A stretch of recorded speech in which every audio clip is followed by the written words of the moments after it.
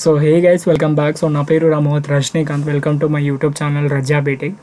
So ఈ వీడియోలో మనం ఫోటో అనేది రీసైజ్ ఎలా చేయాలో తెలుసుకుందాం. లైక్ ఫర్ ఎగ్జాంపుల్, మీ ఫోటో అనేది ఎంబీలో ఉందనుకోండి, హయ్యర్ రిజల్యూషన్లో ఉందనుకోండి, దాన్ని లోయర్ రిజల్యూషన్లో కేబీలో కన్వర్ట్ చేయడం ఎలానో చూసుకుందాం with using the laptop very easily.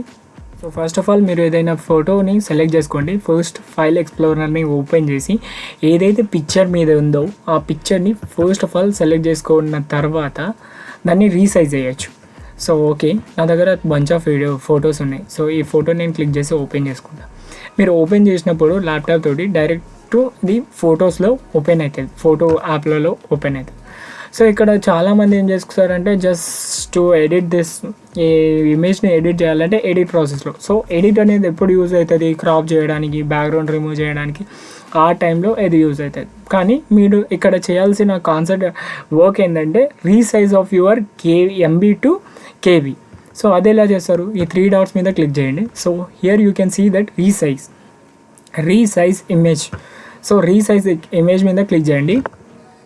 So మీరు ఎంత పిక్సెల్లో, లైక్ ఎంత విడ్త్లో కన్వర్ట్ చేయాలనుకుంటే విడ్త్ ఇంటూ ఆ హైట్లో కన్వర్ట్ చేసినా okay. Or else just go with percentage మీద క్లిక్ చేయండి. వెరీ ఈజీగా ప్రాసెస్ అనేది కంప్లీట్ అయిపోతుంది. జస్ట్ ఇక్కడ వాల్యూ ఏదైతే ఉందో పర్సంటేజ్ జస్ట్ 50లో ఎంటర్ చేయండి. 50కి ఎంటర్ చేసినప్పుడు ఎంత కేబీలోకి, ప్రీవియస్ అనేది 800 కేబీ ఉండే. సో యాక్చువల్ కేబీ వచ్చేసి 2.1 MB. యాక్చువల్ కేబీ అంటే 2000 కేబీలో ఉంది. 2000 KB equal to 2.1 MB.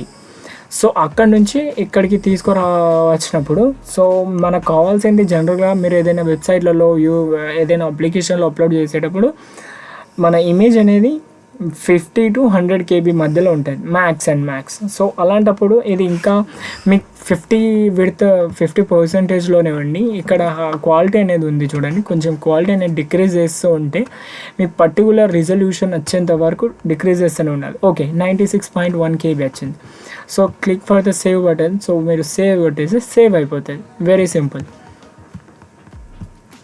So ఈ విధంగా మీరు రీసైజ్ ఆఫ్ ద ఇమేజ్ అనేది చాలా సింపుల్గా చేయొచ్చు. Hope you guys like this video. So thanks for watching my videos. Again I need to tell you that just like the video.